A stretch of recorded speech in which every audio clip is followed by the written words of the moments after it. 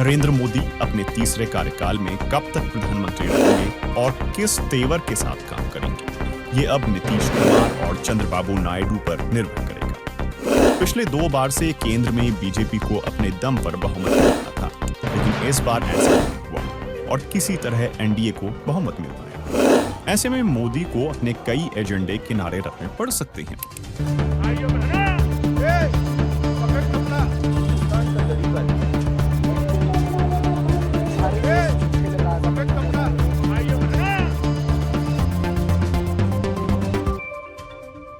चंद्रबाबू नायडू की तेलुगु देशम पार्टी और नीतीश कुमार की जनता दल यूनाइटेड ने मिलकर 28 सीटें जीती हैं और एनडीए को बहुमत के आंकड़े तक ले गई है।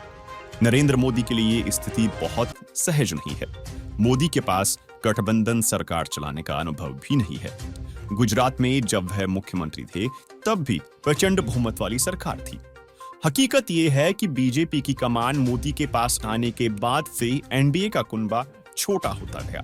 अकाली दल और शिवसेना बीजेपी के दशकों पुराने सहयोगी रहे, लेकिन दोनों उससे अलग हो गए। इस बार जब मोदी तीसरी बार प्रधानमंत्री बनेंगे तो उनके सामने सबसे बड़ी जिम्मेदारी और चुनौती होगी नायडू और नीतीश को साथ लेकर चलना। नायडू और नीतीश 2014 में मोदी के पहली बार पीएम बनने पर बीजेपी के विरोधी खेमे में रह चुके हैं और इस लोकसभा चुनाव से ठीक पहले इन्होंने एनडीए में वापसी की है। जब गुजरात में साल 2002 में दंगे हुए थे तो चंद्रबाबू नायडू एनडीए के पहले ऐसे नेता थे जिन्होंने बतौर मुख्यमंत्री नरेंद्र मोदी के इस्तीफे की मांग की थी। अब जब नायडू किंग मेकर की भूमिका में दिख रहे हैं तो सोशल मीडिया पर नरेंद्र मोदी का साल 2019 में आंध्र प्रदेश में दिया गया भाषण खूब शेयर किया जा रहा है। इस भाषण में नरेंद्र मोदी ने चंद्रबाबू नायडू को अपने ससुर की पीठ में छुरा भोंकने वाला कहा था। आप सीनियर है दल बदलने में, आप सीनियर है नए नए दलों से गठबंधन करने में, आप सीनियर है अपने खुद के ससुर की पीठ में छुरा भोंकने में। साल 2018 में चंद्रबाबू नायडू ने आंध्र प्रदेश को विशेष राज्य का दर्जा देने की मांग को लेकर एनडीए का साथ छोड़ दिया था और केंद्र में अपने 2 मंत्रियों को भी हटा दिया था।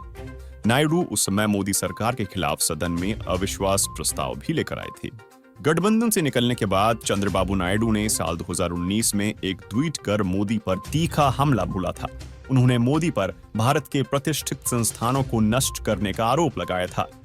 खैर, टीडीपी की 2024 के लोकसभा चुनाव से ठीक पहले एनडीए में वापसी हो गई और मोदी के तीसरी बार सत्ता में काबिज होने में नायडू बड़े मददगार होने वाले हैं। इसी तरह नीतीश कुमार ने जब साल 2013 में एनडीए छोड़ा तो उसकी वजह नरेंद्र मोदी ही थे। नीतीश कुमार को लगता था कि वह मोदी के नेतृत्व में एनडीए में रहे तो उनके मुस्लिम वोटर अलग हो जाएंगे।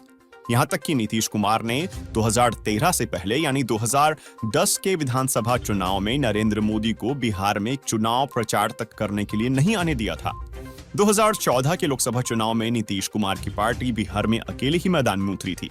साल 2015 के बिहार विधानसभा चुनाव में नीतीश ने आरजेडी के साथ चुनाव लड़ा और बम्पर जीत मिली।